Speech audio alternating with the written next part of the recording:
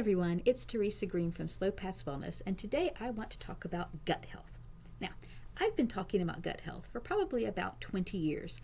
When I went to school for Chinese medicine, for Asian medicine, every single illness that we studied had a component in it for digestion, because that's what we called it then. People weren't talking about the microbiome, they weren't talking about gut health, they weren't talking about probiotics so very much, a little bit maybe by then, but we talked about digestion.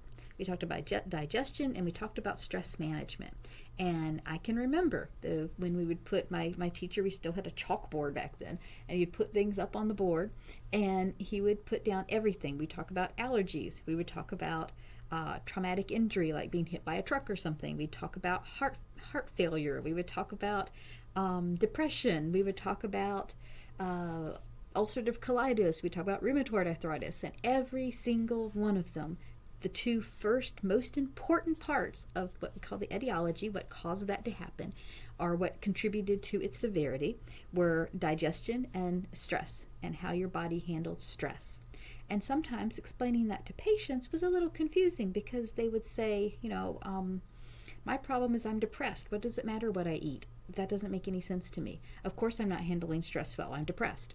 And trying to explain that actually the horse in the cart there was probably the stress management, and the food may have been before the depression, not caused by the depression, even though once they got going there was probably a lot of crosswork where one caused the other and it became sort of a vicious cycle.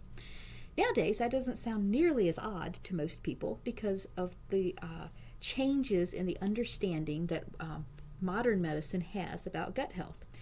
As often is the case, things that we have been saying in Asian medicine for literally thousands of years, modern medicine is finally catching up with us a little bit. And thankfully, because of modern medicine's influence with testing and finding objective research to show on things, now we have different ways of explaining it. I don't have to explain gut health as digestive cheese strength anymore, even though I really like that, and it helps a lot to be able to explain it that way.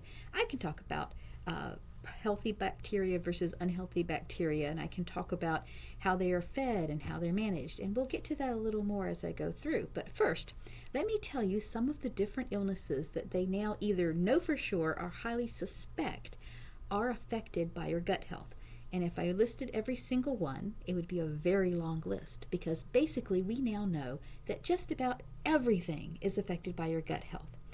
You are what you eat is a much more literal statement than we thought it was 10, 15, 20 years ago.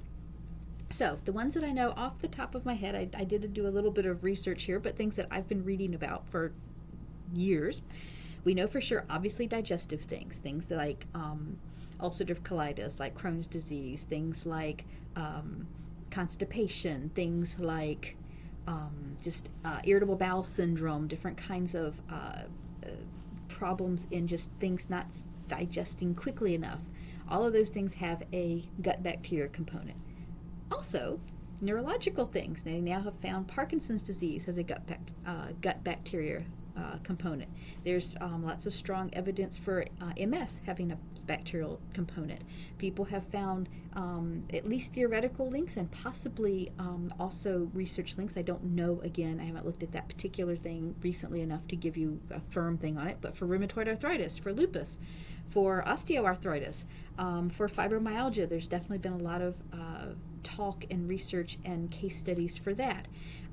Also, mental emotional issues, depression. I just heard something today that they did fecal transplants and had really good results for bipolar disorder.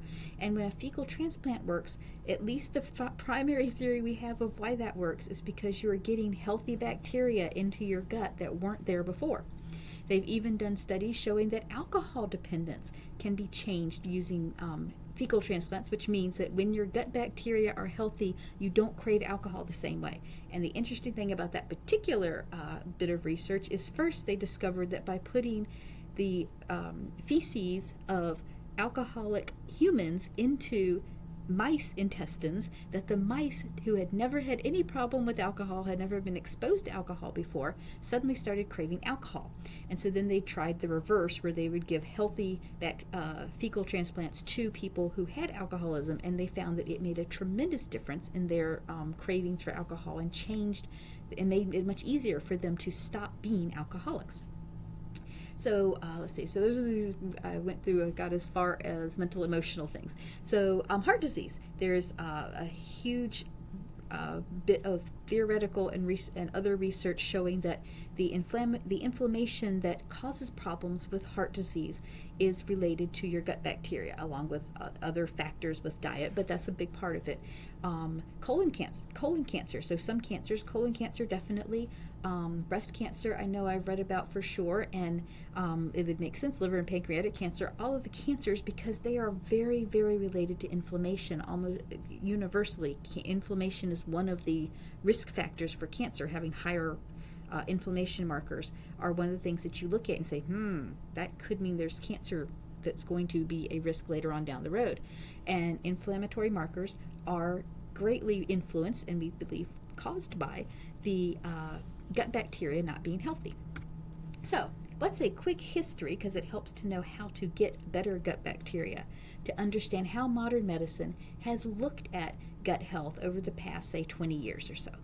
So when I was in school and we were talking about a healthy diet, we were talking about lots of vegetables, lots of fiber, lots of even fermented foods. And back then we talked more about the enzymes in them. We didn't necessarily know a lot about the different bacteria and exactly how they helped. We knew they were there because that's how you make fermented foods. You get bacteria, good bacteria you want to be in it, into the foods, whether that fermented food is sourdough bread or kimchi or sauerkraut. But that's why it bubbles and does all kinds of interesting things, because the bacteria are growing.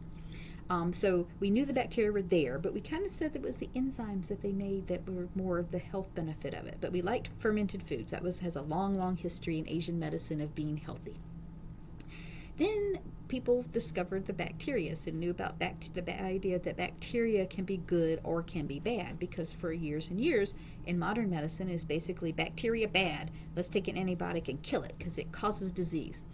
And then we'd find out, the problem is now if you kill off all the bacteria for something, say, like C. diff, well, then the C. diff has a better chance of growing and not having any healthy bacteria to slow it down, so it just gets worse and worse. So now they actually sometimes resort to fecal transplants for C. diff just to get the healthy bacteria back in. Rather than trying to kill the C. diff, they try to send an army in that can fight the C. diff and outnumber it and get the balance of bacteria back into your body, back to being normal.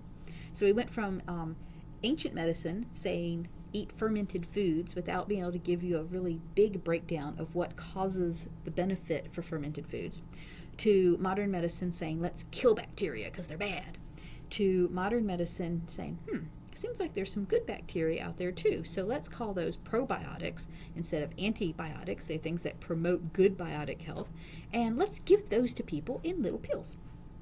Because who's going to eat sauerkraut? We've only been eating that for thousands of years. Why would we start eating it now for health reasons? So then they gave people probiotics, and I was there on that train too. I was telling people to take some probiotics. Now, because of my Asian medicine background, I was saying I'd rather you take it as kimchi or as sauerkraut or as kombucha or as even yogurt than taking it as a pill. But if that's the only way you'll take it, take your probiotics. So then we started noticing, wait a minute, these probiotics, it seems like you have to just keep taking them for a long, long, long time, and they don't really seem to do everything we hoped they would do just taking probiotics. So people started looking into it and said, the probiotics are eating fiber.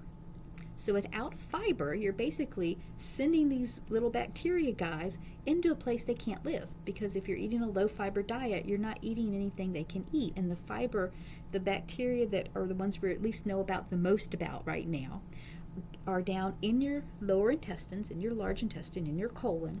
And they have to have something that can survive the entire digestive process, all through your stomach, all the way down to your colon. There still needs to be something for them to eat, and they eat fiber. So then everyone started marketing fiber supplements, and they'd call them prebiotics because that sounded more important than fiber.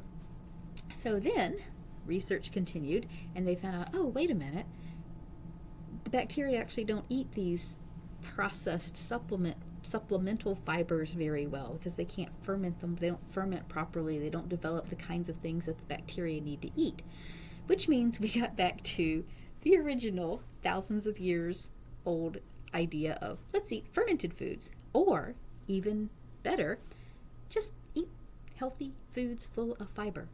So now we know that if you're eating healthy foods that are full of fiber, you're eating your cruciferous vegetables, or really all vegetables, you're eating your whole grains, you're eating things like flaxseed, you're eating the different foods that are very high in fiber, that you're giving your gut the beginnings of things to help those kinds of bacteria grow. We also know that there are small amounts of those bacteria already in the plants that you want to eat. So like if you keep eating lots of good cabbages and broccoli and Brussels sprouts and green beans and squash and all the good healthy vegetables, and you're having your nice whole grain rice or whole grain millet or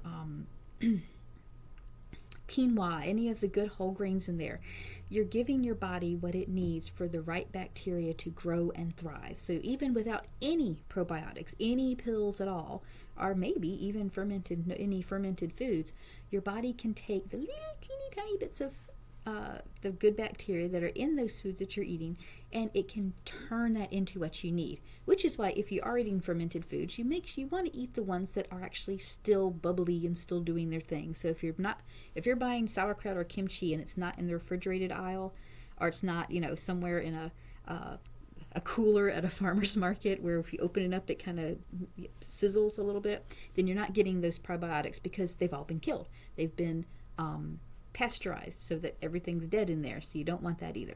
So you need the fiber to be able to get to feed your little bacteria guys so that they can do the things they need to do.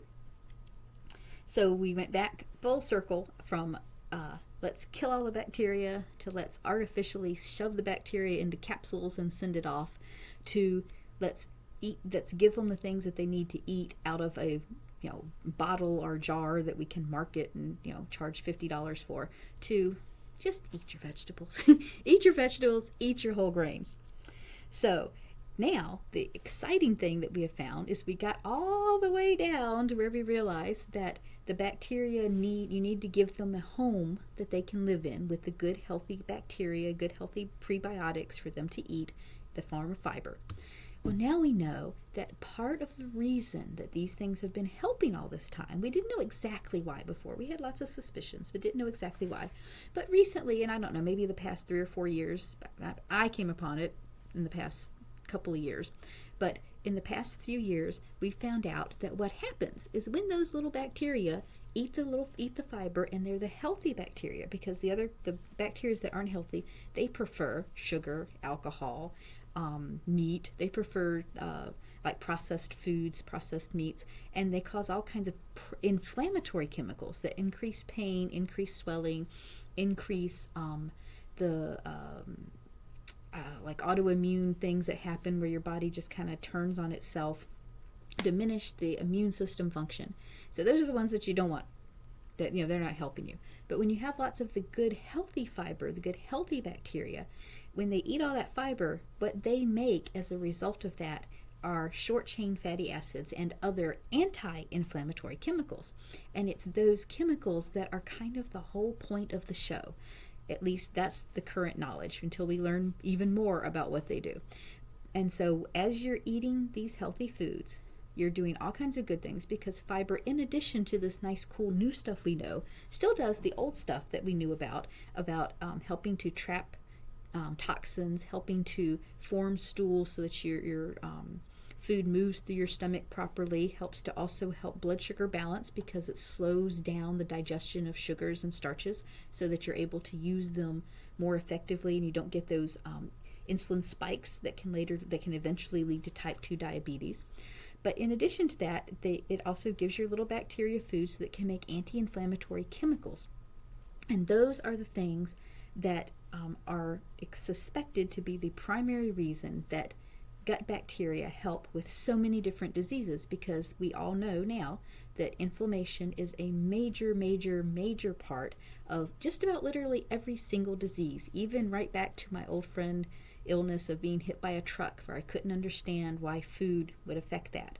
Well, it does, because when you're making anti-inflammatory chemicals after you've been hit by a truck, your wounds will heal faster, you will have less pain, and you'll be able to make less scar tissue, and your body will heal faster, and it'll heal and faster without having to pull into your reserves so badly that you may heal from the injury, but you're never quite the same afterwards. Whereas if you have the healthy gut bacteria, even down to your mitochondria will work better, and the mitochondria are where kind of your beginning, that has a lot to do with how our DNA replicates, and it allows your body to heal completely, not just a little bit where you still have scars and you still have tons of aches. It makes it much less likely that you're going to have chronic pain later. So this has been a kind of quick dive into gut bacteria and healthy gut bacteria, and as I said, literally any problem, it seems, can be helped tremendously just by getting that starting point of healthy bacteria in your gut. And the way to get that is to eat high fiber foods, whole foods that are high in fiber. And that includes plants, that includes whole grains, and things like if you want to eat breads and things like that, you want to eat the ones that are literally whole wheat bread or whole grain bread. And sometimes we're not really great on wheat. A lot of people have difficulty digesting that. But literally whole grain bread, not just brown. You want to make sure that it has, like seeds in it or something that's very high in fiber. Now, I do realize there are people who for various reasons can't eat a lot of fiber, and in that case that may be a time when you want to try the probiotics, or you want to try just kind of skipping ahead to some of the anti-inflammatory substances that help. But thankfully for most people, the whole fiber, your body will adapt to it so that you can eat it. There are very few cases where that is not possible. So if you have any questions about that, or you would like to have some help in understanding how a healthy gut bacteria or other natural healing methods can help with what's going on in your life, go down to the link on my below this video for my website. You can get onto my Contact Me page, and you can send me a note, and we can get together and set up an appointment so you can start seeing me in my clinic. Have a great day.